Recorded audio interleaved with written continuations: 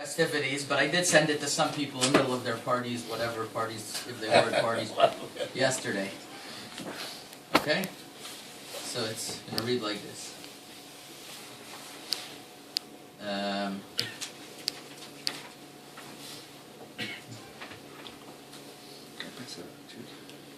You ready to hear this? No. The 10th of Tevet and the origins of Silvester Day. This year, January 1st, coincides with the 10th of Tevet, a day of fasting, mourning, and introspection. On the 10th day of the Jewish month of Tevet, in the year 3336 from creation, the armies of Babylonian Nebuchadnezzar laid a siege on Jerusalem. 30 months later, on the 9th of Tammuz, the city walls were breached, and the 9th of Av, the Bet HaMikdash was destroyed. Now, given that this day falls out on when our neighbors are celebrating, we decided to replace our class this morning with a discussion on New Year's Day and how a Jew should treat this day of New Year's Day. In 46 BCE, the Roman Emperor Julius Caesar first established January 1st as New Year's Day. Why? Janus was a Roman god of doors and gates and had two faces, one looking forward and one back. Caesar felt that the month named after this god, January, would be the appropriate door to the year. Caesar celebrated the first January 1st, New Year. So how was the first New Year was celebrated? For the gods of January, of Janus. So, by ordering the violent routing of revolutionary Jewish forces in the Galil. Eyewitnesses say, blood flowed through the streets. That's the celebration of January 1st. In later years, Roman pagans observed the New Year by engaging in drunken orgies, a ritual they believe constituted a personal reenacting of the chaotic world that existed before the cosmos was ordered before the gods. Do we really want to celebrate a pagan holiday? Now, there's more.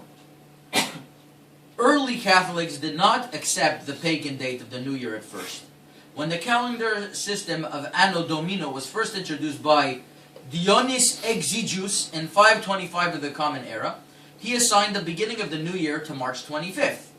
This date is called Annuncian Day in the Church because they claim it's the day the announcement of the angel Gabriel to Mary that she would conceive and become the mother of Yeshua. So while the pagans celebrated January 1st, the Christians celebrated March 25th. However, after William the Conqueror was crowned at Westminster Abbey on December 25th, he announced that the New Year would take place on January 1st, after the Roman custom, to forever commemorate this monarchy. The Christians were very pleased, and about a century later, they ended 31st of Jan. The start, in other words, they started keeping the 1st of January. It goes on now. It goes into much detail about the origin and how it continued. But just to make a long story short, he said that from then on, January 1st would become the Christian New Year as well. So they in other words, they don't have a problem in taking from March 25th to say that's when Mary or whatever it happened. And throughout the medieval and post-medieval period, January 1st, supposedly the day on which Jesus' circumcision initiated the reign of Christianity and the death of Judaism, was reserved for anti-Jewish activities, synagogue and book burnings, public tortures, and simply murder. As such, Israelis felt they shouldn't celebrate New Year's Day, but still needed an excuse on the New Year's Eve. So in Israel, these celebrations are called Silvester. His was the name of the saint and the Roman Pope who reigned during the Council of Nicaea. This year, Nicaea. This year, I'm sorry, I didn't study Christianity.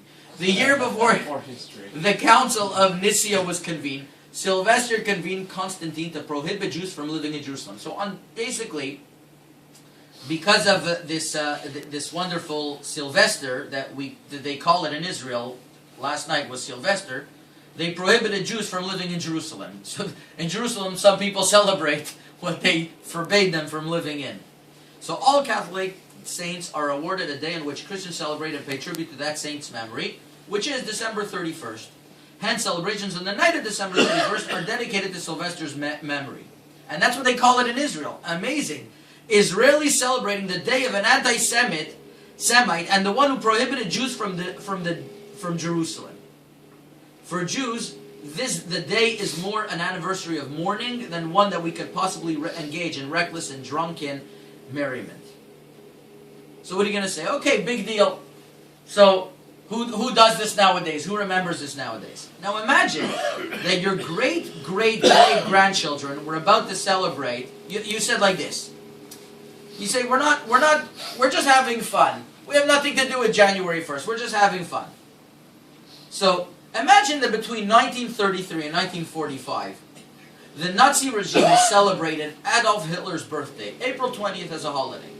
Imagine that they named the day Hitler Day and observed the day with feasting, drunkenness, gift-giving, and variant pagan practices. Imagine that on that day, Jews were historically subject to perverse tortures and abuse, and that this continued for centuries.